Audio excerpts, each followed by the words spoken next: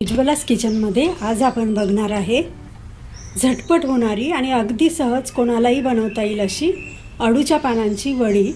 तर यासाठी घेतलेले आहे काही अळूची पानं।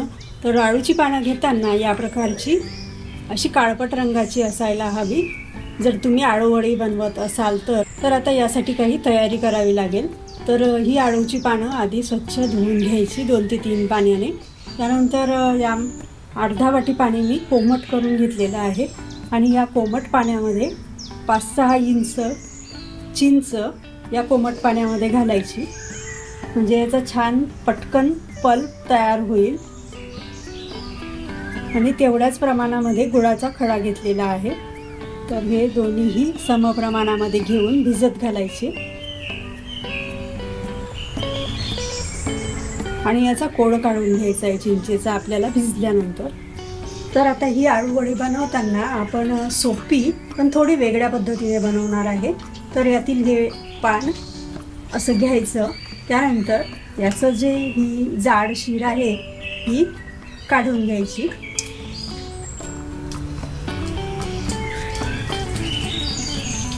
बघा अशी, यामुळे आळू वडी खवखवते, त्यामुळे ती काढणं आवश्यक आहे।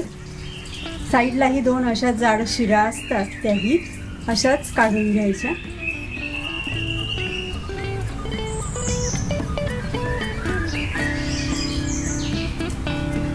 बघा अशा ह्या जाड शिरा काढून घ्यायच्या आणि त्यानंतर आता आपल्याला ह्या पानं कापून घ्यायची आहेत। जशी आपण पालकची भाजी चिरतो ना त्याचप्रमाणे ही पानं चिरून घ्यायची।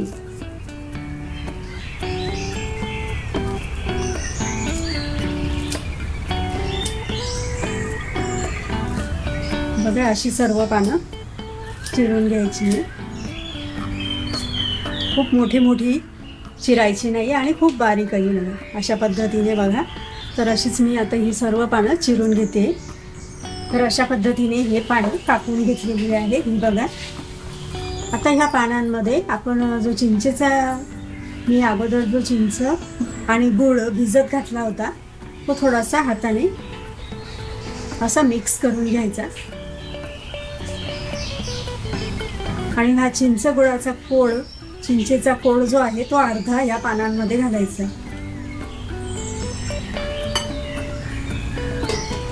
आणि ह्या पानांना हा चिंचेचा कोळ आणि गुळाचं पाणी लावून घ्यायचं।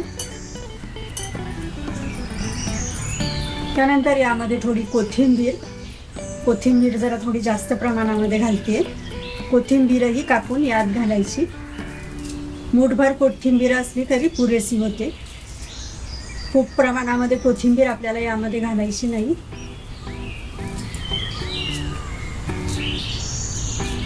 कोथिंबीरीच्या 4-5 काठ्या यामध्ये टाकायच्या। यानंतर अर्धा चमचा आलं लसूण ठेचून घेतलेला आहे, याची पेस्ट नाही आहे, तर हे ठेचून घेतलेलं आलं लसूण आहे अर्धा चमचा। अगदी थोडा चिमूटभर गरम मसाला,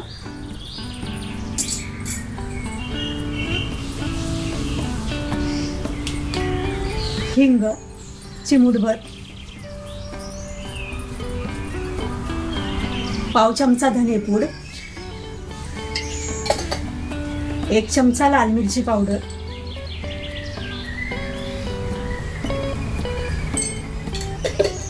थोडी हळद,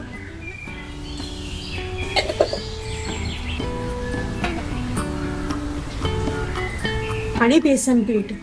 तर यामध्ये मी 1.5 वाटी बेसन पीठ घालणार आहे। ही 5 पानं होती साधारण मध्यम आकाराची, तर 5 पानांसाठी 1.5 वाटी बेसन पीठ आणि चांगलं मिक्स करायचं।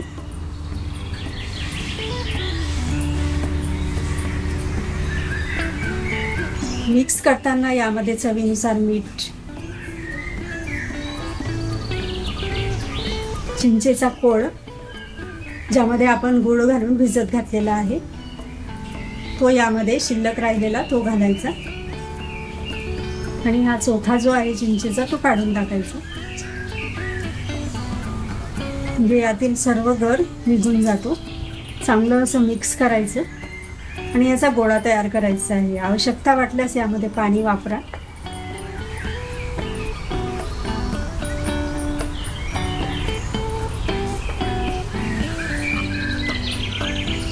चांगलं असं मिक्स झालं पाहिजे मीठ आणि इतर साहित्य. तर हे बघा, याप्रमाणे हे पीठ तयार झालेलं आहे. असा गोळा तयार झाला पाहिजे. खूप घट्ट किंवा खूप पातळ व्हायला नको. याप्रमाणे बघू शकता तुम्ही. सहज चमच्याने घेतल्यावर असा तयार झाला पाहिजे तो. आणि शक्यतो चमच्यानेच मिक्स करा. कधी कधी हाताला खाज येते, खवखवतं जसं घशाला तसं हाताला खाज येते. त्यामुळे चमच्याने मिक्स करा. आणि आता आपण यासाठी मी आधीच पाणी गरम करायला ठेवलेलं आहे. पाण्याला उकळी यायला लागली की चाळणी जी आहे त्या चाळणीला चांगलं असं तेल लावून घ्यायचं.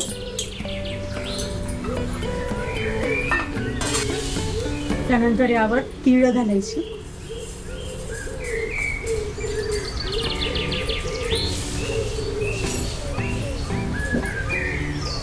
आता हे तयार करून घेतलेलं पीठ यावर घालायचं.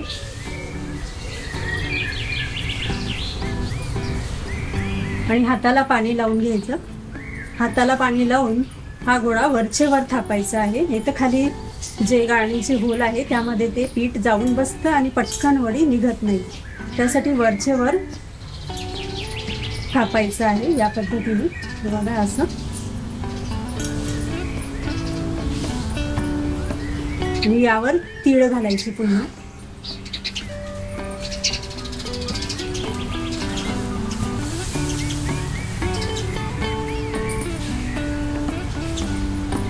तर आता पाण्याला उकळी आली की ही गाळणी यामध्ये ठेवायची आणि 10 ते 12 मिनिटांसाठी झाकण ठेवून वाफवून घ्यायची हाय टू लो फ्लेमवर.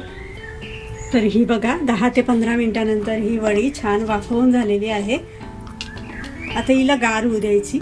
तर अशा ह्या वड्या थंड्या झालेल्या आहे. तुम्ही हव्या तशा आकारामध्ये ह्या वड्या कापून घ्या आता.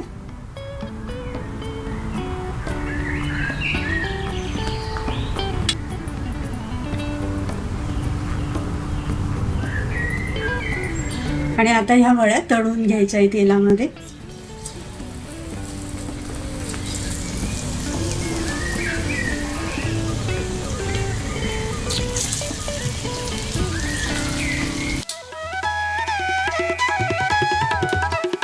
तर अशा छान कुरकुरीत ह्या वड्या तळून घ्यायच्या.